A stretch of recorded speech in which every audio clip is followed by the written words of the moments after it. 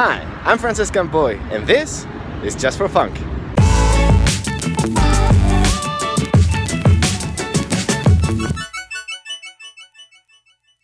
Welcome to episode number 13 of Just for Funk. Today we will learn Seago. What we're going to do is we're going to improve the program we wrote last episode. If you remember, we're using Flight or Festival Lite to generate some audio, reading out loud some text. And this time, rather than using the command by calling command.exec, so basically forking and creating a new process that runs that command, we're going to use Seago.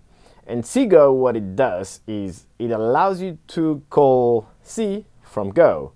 And this is not the easiest thing because, you know, strings are different in C than Go, the stacks are different, there's so many things that are different. So we need to be careful the way we write it. But this is kind of a simple case, and I will try to keep it as simple as possible so it will be a good introduction to Seago. It will be an introduction because I had never used Seago before, so I myself learned a lot by preparing this episode. That's also partly why it's a little bit late, not only, but partly. And I learned a lot from specifically two people from my team. So big shout out to both Jesse Frizzell and Jana Dogan. They helped me so much. Jana Dogan, if you don't know who she is, you might know. She's Raquel on Twitter and GitHub and all the things. So big shout out to them. Thanks so much. So we're going to start by learning a little bit about Seago and then how we can apply it to our previous program to make things work better. Sounds fun? Let's get started. Okay, so I'm gonna start with a completely empty directory, as I always do. And what I'm going to do is I'm gonna write some C first. If you've never written C, and I have not in a very long time, don't worry too much, we're gonna keep it really simple. If you've written C, you might notice that my C is really bad. And that's fine, it is actually not that bad, but I'm omitting a lot of detail just to make sure that this is still easy to understand for everyone. So I'm gonna start creating a library, and that library is gonna print the sum of two numbers. Crazy. So I'm gonna start with one file. I'm gonna call sum.h, and here this is the header.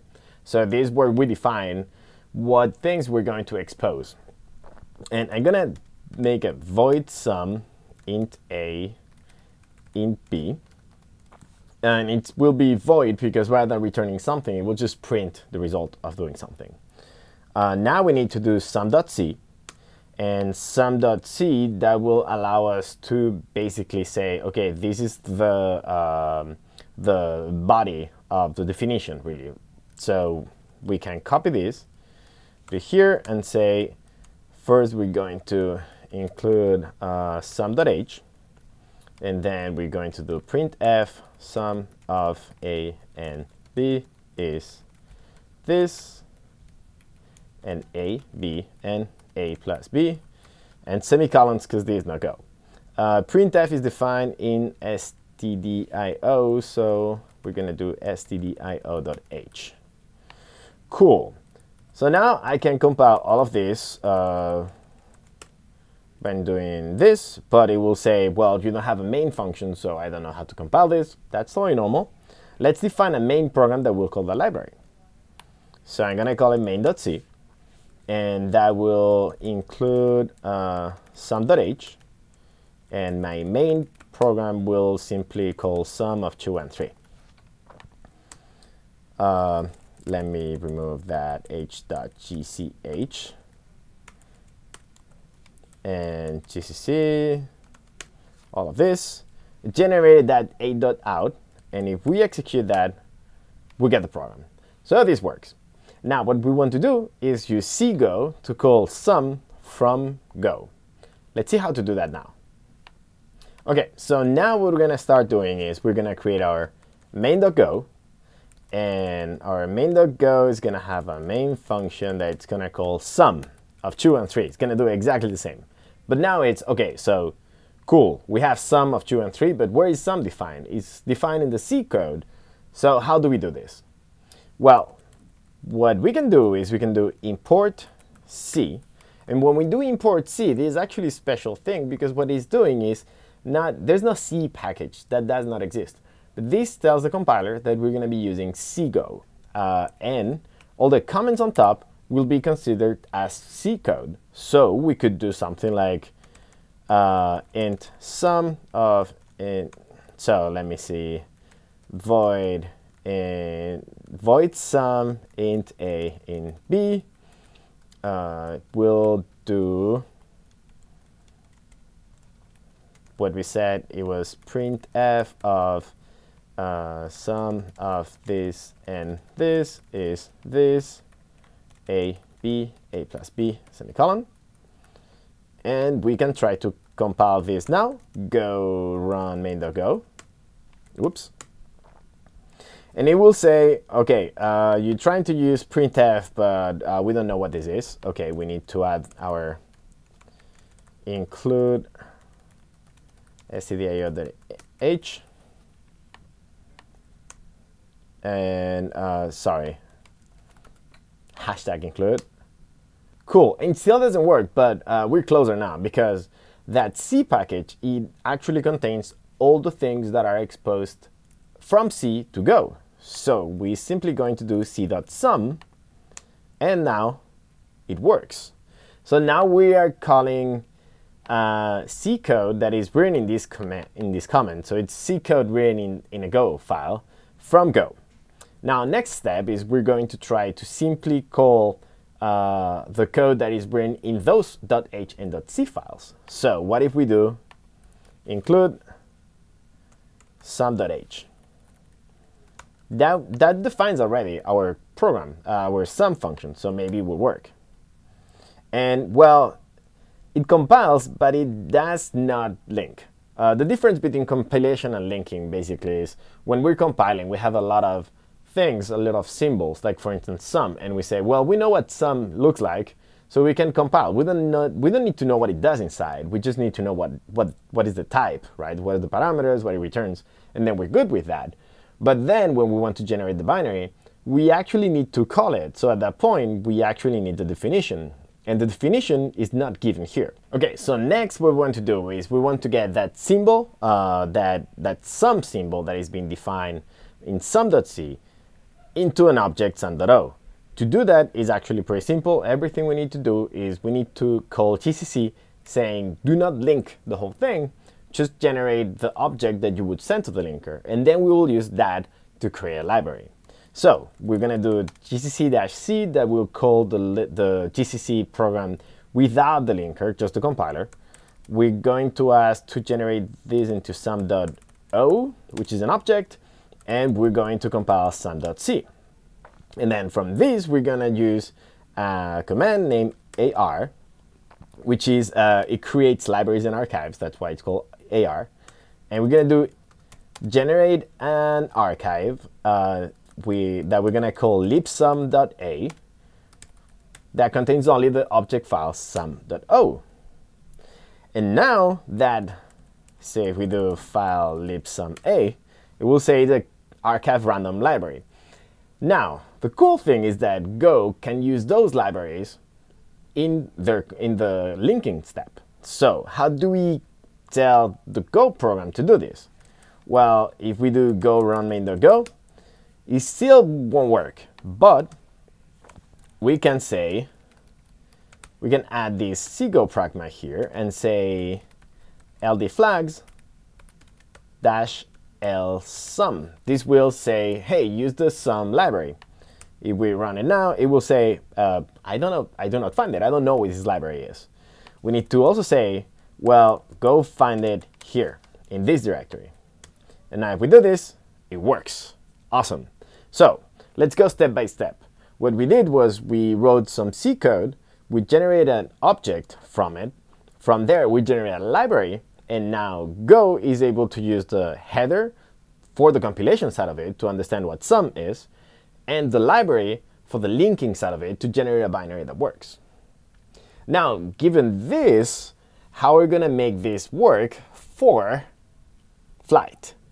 Not easy, but let's do it now. The first thing we need to do is we need to have a computer where we have both flight and Go installed.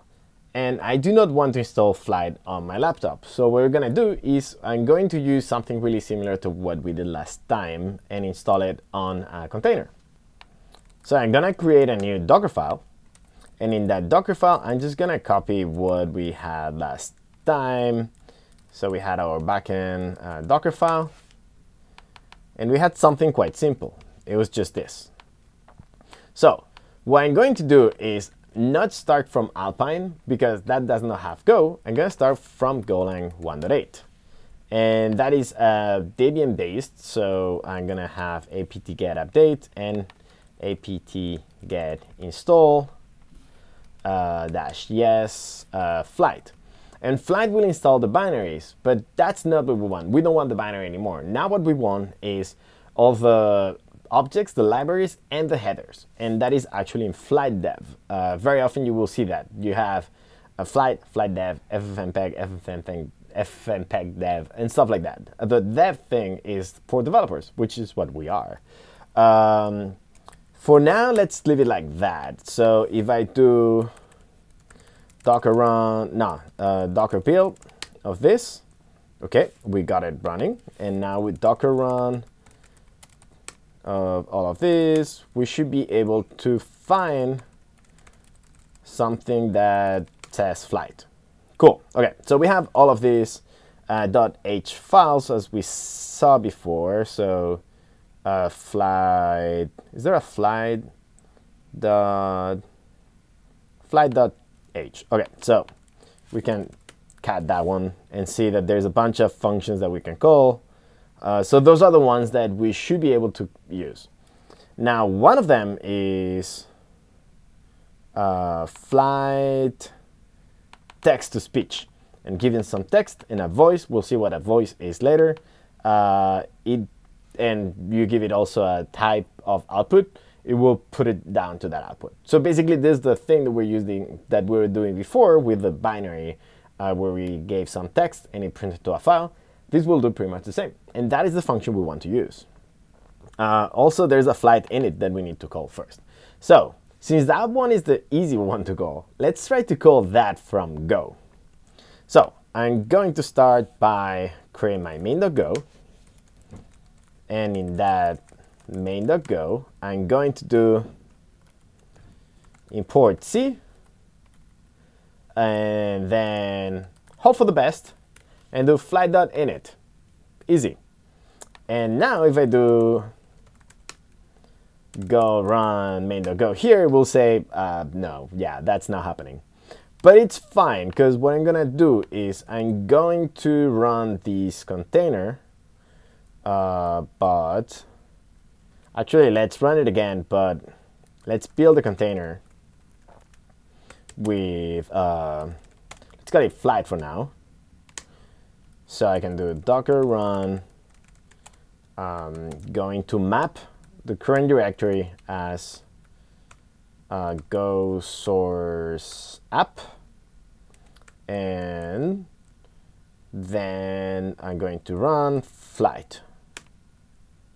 Okay, so now if I go to source app, we should have main.go. That's cool. And the cool part is that since I'm mapping that volume directly, I should be able to modify something here. Hello. And it should be directly shown in the container. So basically now I'm able to edit my main.go file while it's inside of the container, which makes it much easier for me to develop. Okay, so go run main.go. No, it does not know what flight init is, which is normal. So where is flight init defined? We said that flight init was defined in flight init, actually, in flight.h. So let's do flight.h. Let's include that. It says, I don't know what flight.h is. And by default, this will be looking at user include. And user include doesn't have flight.h. But it has a flight directory that has flight.h, right? So what we need to do is we need to tell the compiler, hey, actually go find the .h files in that flight directory. And that is what we call, so cgo cflags dash I user include flight. Okay, so go run main.go. And now it compiles, but it doesn't work because it's saying, well, I'm trying to use the library that you told me to use, but the object flight in it is not defined, so I cannot compile. Similar to before, right? We're missing the library. So where is the library? Well, let's grab 4 libs. So grab flight, grab something.a. And that gives us all of those libraries. That looks decent, so that is our library. And this is by default where the library is going to be found, so we don't need to give much details. We just need to say ld flags dash l flight. And now what this does, it says, well, include this flight library, which will be found as libflight.a in that directory, before compiling. So now go run main.go. And it doesn't do anything, which is exactly what we wanted. Now, that means that we call that function and nothing happens, which is fine because the flight.init function, if you go see the documentation, you will see that it doesn't do anything. That is the definition of it. So that's fine. But let's try to make this a little bit more interesting by now trying to call another function. Let's try to call the function that we want to, the flight speech, whatever it was, cat. Nah, I lost it. User include flight.h. There was this library flight text to speech. So that is the one we want to call. So that's going to be c.flight text to speech. And we need to pass text, which is the text we want to pass. Now the thing is that that will not be just a string, because strings in Go are different to strings in C. So we have for that C string that is defined in the C package that given a string, a Go string, it generates a C string, so we can pass it here. For the voice, we're gonna need to figure out that later, so I'm gonna pass nil for now, which is fine. That should fail, but for now, let's leave it as is. And then the output file should also be C string with out.wav. That is the output of the file we want to generate, and this out. Cool. Let's try to do go build. It compiles. But if you try to run it, it will fail because there's a panic. There's a couple things that are wrong. First thing that is wrong is that we're actually calling this with nil, and that is the voice we want to use, and a nil voice is not something accepted. But before we do that, there's an interesting thing here, which is in Go, we have garbage collection, which means that whenever we define something new, as soon as we stop using it, or at little after we stop using it, it will be garbage collected, so the memory will be reclaimed. C does not do that. You need to call free. And when we're creating a new string, that string should be released later on. So what we need to do is c.free of text and c.free of out, right? That makes sense. We're basically saying, hey, we're done using those strings. You cannot delete them. Now, if we do go build of that, it will say, well, actually, you're trying to use a pointer to c.character as an unsafe, and you should use an unsafe pointer.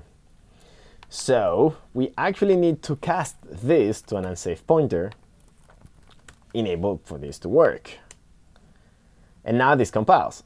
So when you're using CGO, you actually need to take into account that the memory you're allocating from C by doing things like c.cstring or c.near, c.malloc, you will need to release it. It's up to you, not up to the Go compiler, because the Go compiler doesn't understand any of this. So that is interesting, and you need to be careful with that. Okay, so what about the other part here, this voice? So what is that voice? Let's see the documentation. So voice selection is an interesting one. So this is the part that we want to do. We want to use a voice that is already there. And this says that there's things that look like .flightvox that are voices. But also this is the name, right? So CMU_US_AWB means that we're going to be using the CMU voice in US English, and this is the voice name, AWB. And I actually figured out who AWB was. AWB is the person writing these documentations, Alan W. Black. So that is the name of the person, right? Actually, this is the documentation, right? Registers CMU US Cal. And that is the voice we use. So let's try to use it. Let's try to say c.dat, and then we'll use that voice here. And it does not compile because it says, well, I don't know what flight text I don't know what register CMU US Cal is. Now, in C, you can do forward declarations, which means you say, this is the type of the function, this for the compiler, and then it will be defined later on at linking time. So that is exactly what we're going to do here. We're just going to say there's a void, actually, what is the type of this thing? Let's try to find it here. So grep for that in user include flight. It's not even there. That is amazing. This is when you realize that Go is so nice to write. Okay, let's see. No. Okay, so that returns something. Oh, there you go. That looks better. Okay. So let's try to use that. So that is the type of the function. So we should be able to say register CMU US Cal. This is the type of the parameter we're passing, and this is the thing we're returning. So we should be able to call nil and use that, right? So let's see if that works. Go build.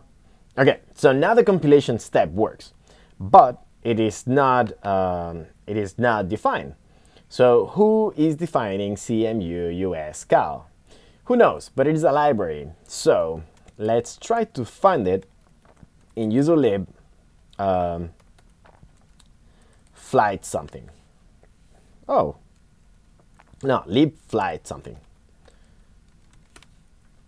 Okay, so there's a bunch of them, and that actually looks pretty good. So there's a library, right? So given this, what do you think is the flag that we need to add? So this is the path that this is the part that is implicit. So we should be able to do this and pass it here. Sorry, -L flight of this. And go build. Now works. Awesome. Let's actually try it. So what if I run it, go up, generate out.wav, and can I open that? Gonna need one more. Hello? Hello? Awesome, it actually works. Okay, that's awesome.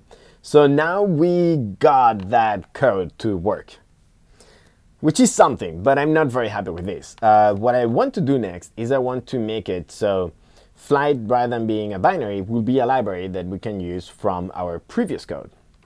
So what I'm going to do is I'm going to move this flight init to an init function. Now, a little detail, flight init doesn't do anything. That's in the documentation. It says flight init doesn't do anything, but call it just in case one day might do something. Who knows? Which is, you know, that's forward thinking, I'm going to call it. Okay, and then what we're going to do is we're going to say text to speech of a text string. So we're going to call this ctext and cout. So we're gonna do a path and a text. That's gonna be our path. That's gonna be our text. And we're gonna need to release ctext and cout. We pass ctext and cout here. And these, I don't know how many, if it's expensive to call or not, but just in case, I'm going to declare it as a variable that is initialized at initialization. Oh, actually, we can, no, we cannot. So I was thinking we could do it simply like this. The problem if we do this is that this function will be called before, so this function will be called before init is called, so flight init is called. So we reverse the order of things, so that is not cool. So what we're gonna do is actually call it here, and then we need to save the type of this. And the type of this should be CST voice, actually pointer to CST voice, as it says up here. So let's see if go build still is happy with this. There's no main, but that's fine. So this is actually going to be package flight now because it's not a binary anymore. So this compiles. This doesn't return anything, which is fine. What we need to do is we need to check that if the voice is nil, we should return an error because something weird happened. Error F could not find default voice. Otherwise, whoops, return nil. Okay, so go build. So now that this works, we should be able to modify the previous code, the one in the episode 12, to use this instead of calling the binary directly. So let's try that. Okay, so what I'm going to do is I do not need to have this file anymore, the app. I do not need to have Docker file anymore. I do not need out.wav, and main.go is going to be renamed to be flight.go. And of course, we should add documentation and stuff, but you can imagine the documentation. Also, we can add a separation there. This will work only for Linux. So let's say though, let's say that this should only build for Linux. That should remove that error there, and should add one here saying there's nothing to build in this package, which is normal because I'm running this in Mac, so it will not work. But for Linux, it should still work, which is cool. Now, what I'm gonna do is I'm going to go to the main.go in the backend, and in previous episodes, we're calling exec command flight. I'm going to remove that, and I'm going to do flight.text-to-speech by saving this. Maybe, nah, I'm asking too much. Let's add the include here. It's called flight. Oh yeah, it doesn't know it because, I mean, it is normal. Now with that we said it only works for Linux, Go imports doesn't find it in my machine, which, you know, makes sense. So, flight text-to-speech, text.text, and f.name. So basically we're doing exactly the same thing as before. That might return an error. If the error is not nil, we're gonna do the same thing. So that is now pretty much the same thing as before. Flight is not a thing. I'm okay with that. Now, how do we build this?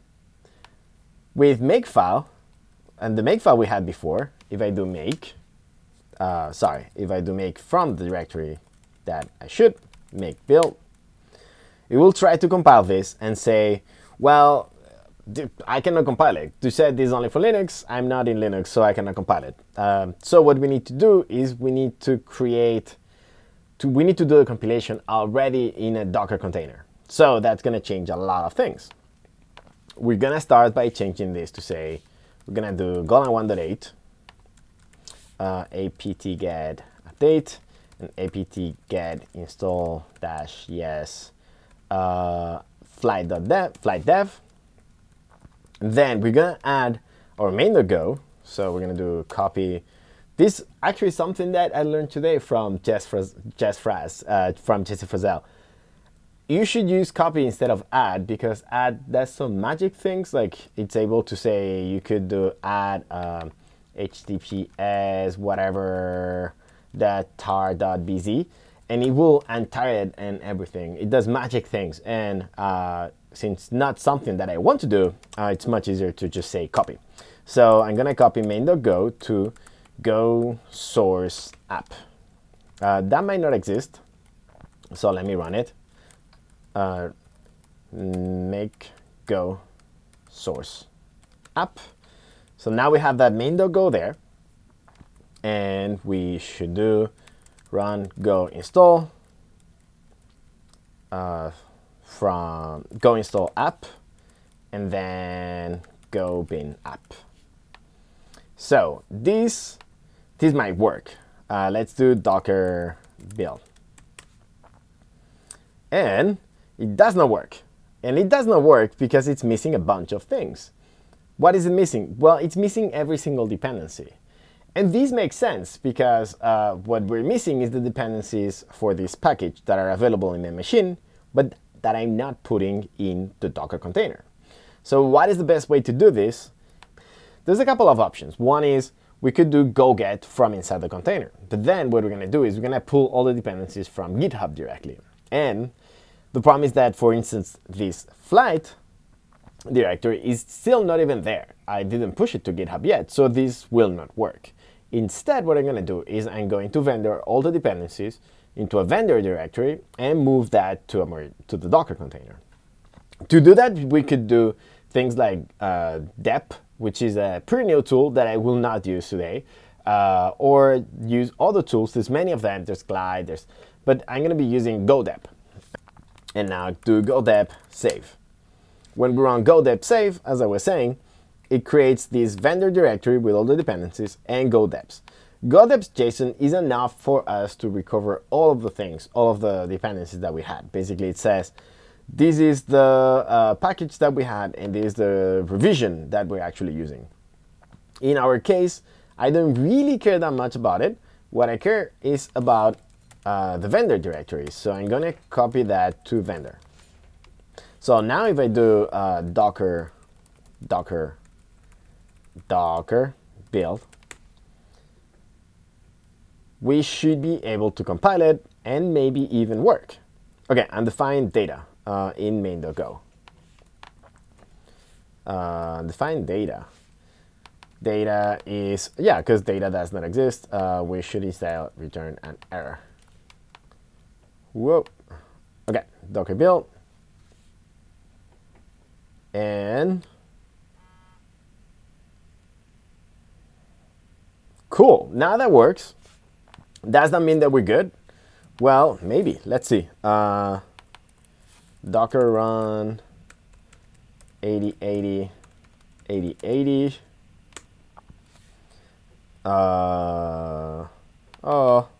Port is already allocated because we're running something else on port 8080. Let's see what that could be.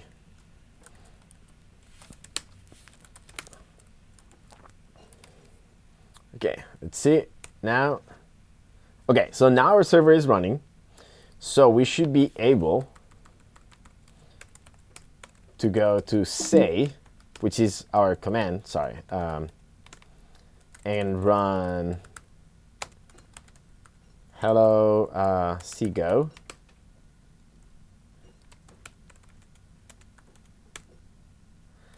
Audio file open fail.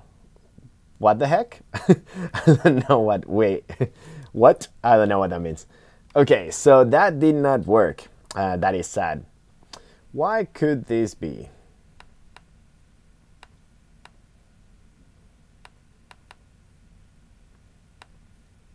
Oh, that could be because, oh, that's so silly. That is because we're actually passing, we're creating a new file with the text of what we want to print and then we say the name of the file. So because, yeah, that's stupid. It's the other way around. First the path, then the text. Okay, that, let's see if docker build and docker run, and now that works. Yeah. Okay, so now this is built. Docker run port. That is running. We're going to say something, and then we're going to afplay output the what? Hello, Seagull. Awesome. Okay, so now this is working, and we're able to replace our previous container running flight by run the command by our library that uses Seago to call the library itself. So that's cool, and that works. Now, are we happy with this? Well, no, I'm not really that happy. Why? Well, because well, before we had Alpine and it was tiny. Now, if we do docker image, and we grab for say, sorry, actually I don't even have the name. That is the one we're using.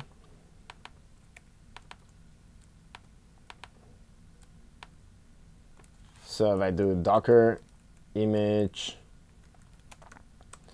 grab for that, docker images grab for that, we'll see that that is now 800 megs, which is huge. So I'm actually not happy with this at all. I don't want every single time a new container needs to start to first download 800 megs.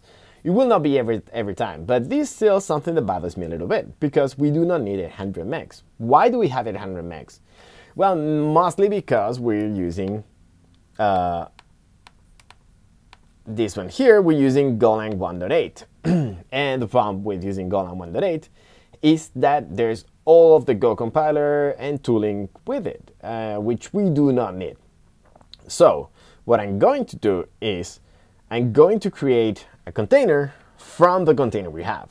So we'll have the container for development that will generate this binary, go bin app, and then we'll move that binary to a different container that only has the necessary tools. So it will only have a very, very light version of Debian, which is called Jessie Slim. And on top of that, we'll add flight dev and our binary, and that's it. And we'll see if there's a difference. Now it's almost 100 megs. How are we gonna do it? Well, we're gonna do it using something very fancy and new, which is Docker multistage build steps. Docker multi-step builds, something like that. Docker multi-step builds. I'm gonna call it that, I think. But basically the whole thing is that you're gonna be able to have multiple froms. So you see these from Golang 1.8. We're gonna have one more from here that's gonna say from Debian Jessie Slim. And then we're gonna be able to copy things around. So I'm gonna say as builder, I'm gonna move this here because that is the entry point is for the last container, and copy from builder,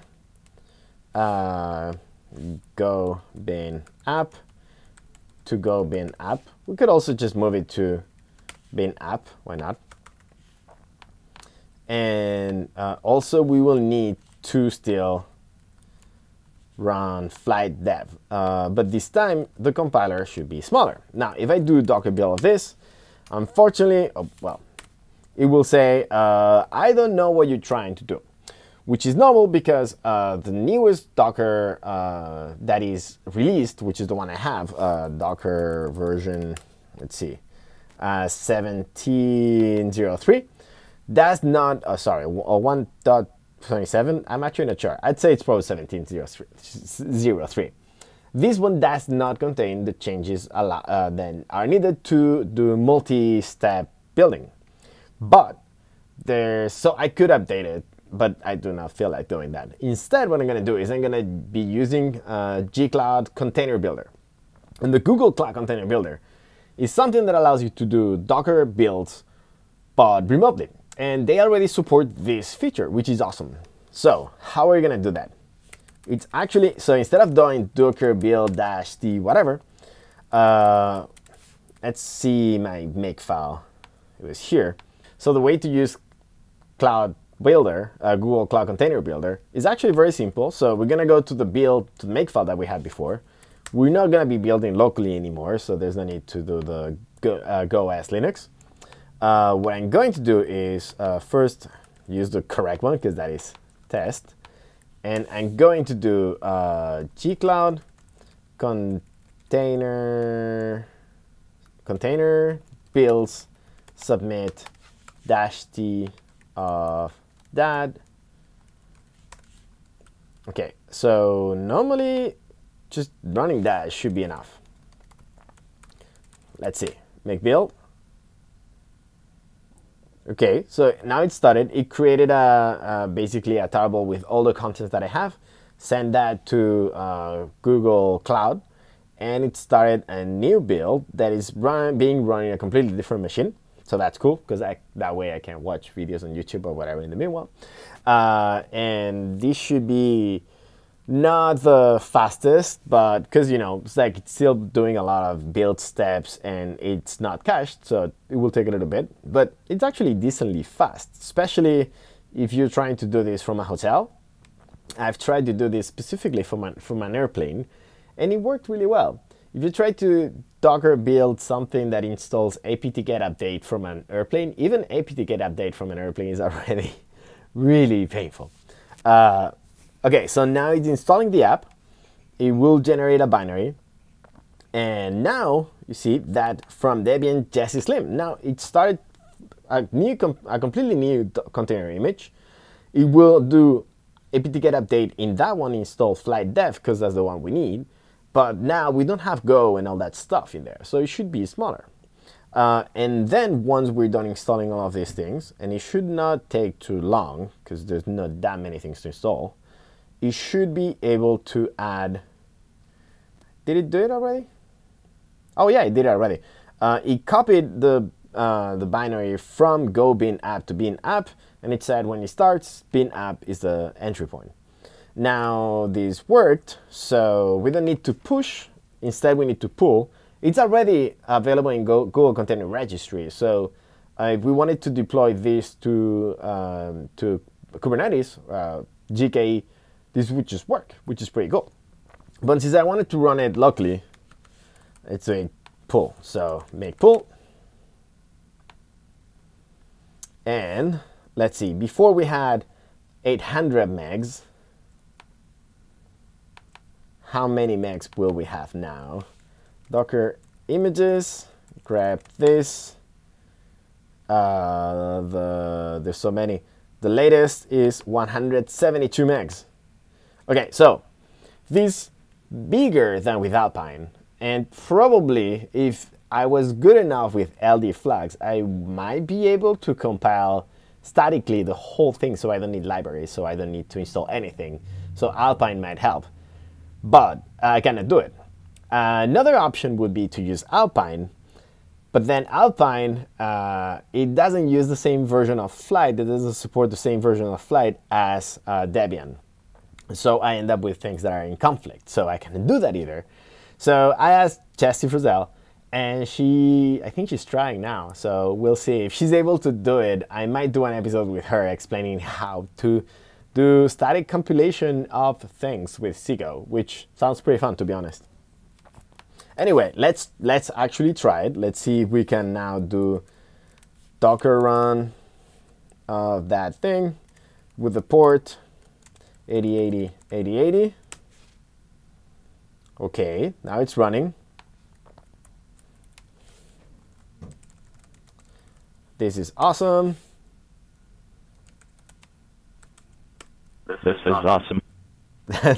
I still don't like the voice, but whatever. But now on this, we know how to change the voice. We just change our little code. So this is the end of the episode. I hope you enjoyed it.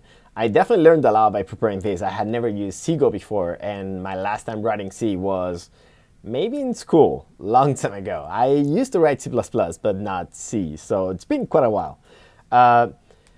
I'm sorry for being so late, 7 days late. There was many things going on in the way. I went to Argentina. I brought a camera with me. The camera was not working, so I could not record from there.